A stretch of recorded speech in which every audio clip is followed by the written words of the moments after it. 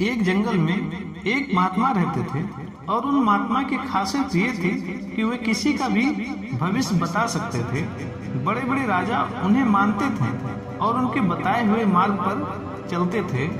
उस जंगल के बीचों बीच से एक नदी गुजरती थी और उस महात्मा की कुटिया उस नदी के किनारे पर थी।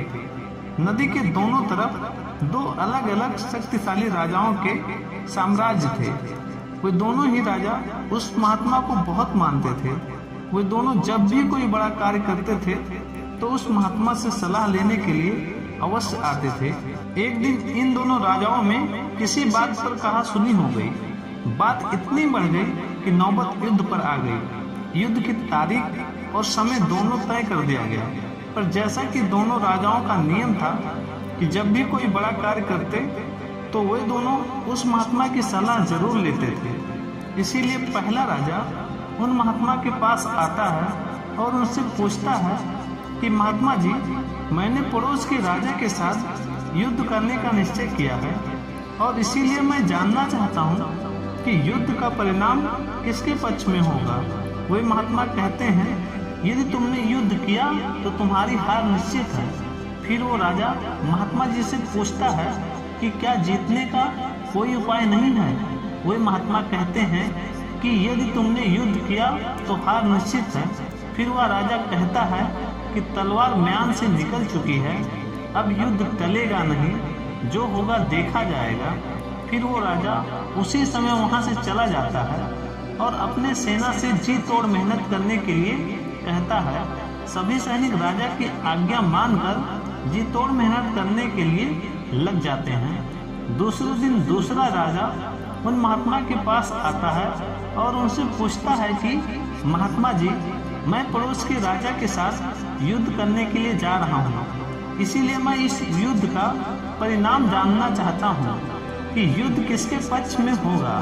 वे महात्मा जी कहते हैं, निसंदेह जीत तुम्हारी है और उस राजा के पास तुम्हें हराने का कोई उपाय नहीं है। उन महात्मा की बात सुन वो राजा बहुत ज्यादा प्रसन्न हो जाता है और सीधा जाकर अपनी सेना से यह खुशखबरी सुनाता है कि युद्ध में उसकी जीत पक्की है।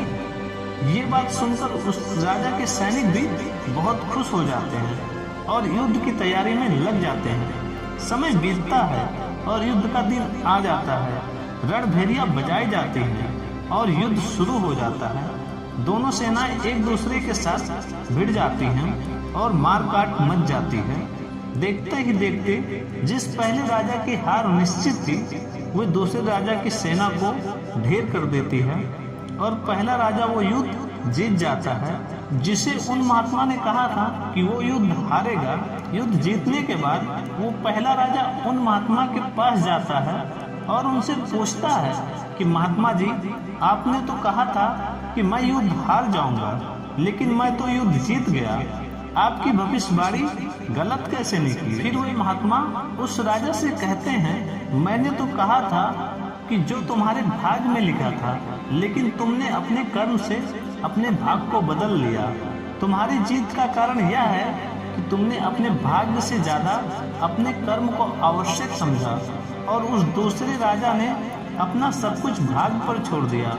उसने अपने कर्म से ज्यादा अपने भाग्य को आवश्यक समझा और पूरे समय निश्चितता से भरा रहा, जिसके कारण आज तुम विजयी हो और वो तुम्हारा बंधक है। दोस्तों, यह बात सच है कि सब कुछ हमारे हाथ में नहीं होता, लेकिन यह भी सच है कि बहुत कुछ हमारे हाथ में होता है, लेकिन हम उसे भी भाग्य के भरोसे छोड़कर जीवन भर रोना रोते हैं। दोस्तों, हम लोग जानते हैं कि स्वास्थ्य कैसे रहा जा सकता है, लेकिन समय ना होने का बहाना बनाकर वे अपने अंदर बीमारियां पालते रहते हैं और जब कोई गंभीर बीमारी हो जाती है तो वे लोग अपने भाग्य को दोष देना शुरू कर देते हैं। दोस्तों, अगर आज हम किसी समस्या में हैं तो वो सिर्फ हमारे पुराने गलत कर्मों के कारण है और कल अगर हम इस समस्या से निकलेंगे तो वो सिर्फ आज के अच्छे कर्मों के कारण ही निकलेंगे। दोस्तों, अगर आप कुछ नहीं करते हैं तो वो कुछ तो होगा ही, वो आपका भाग्य है। और अगर आप आज अपने बुद्धि का इस्तेमाल करके वो करते हैं जो आप करना चाहते हैं तो वो आपका कर्म है। तो ये आपके ऊपर है कि आपको कुछ करना है या अपने भाग्य के भरोसे बैठना है। दोस्तों, यह पर आवश्यक नहीं है कि भाग्य पहले से लिखा हुआ है या नहीं, बल्कि यह सवाल आवश्यक है कि क्या हम उन चीज़ों को भी भाग्य के भरोसे छोड़ रहे हैं जिन्हें हम बदल सकते हैं। दोस्तों, आज की ये वीडियो आपको कैसी लगी कृपया मुझे कमेंट करके जरूर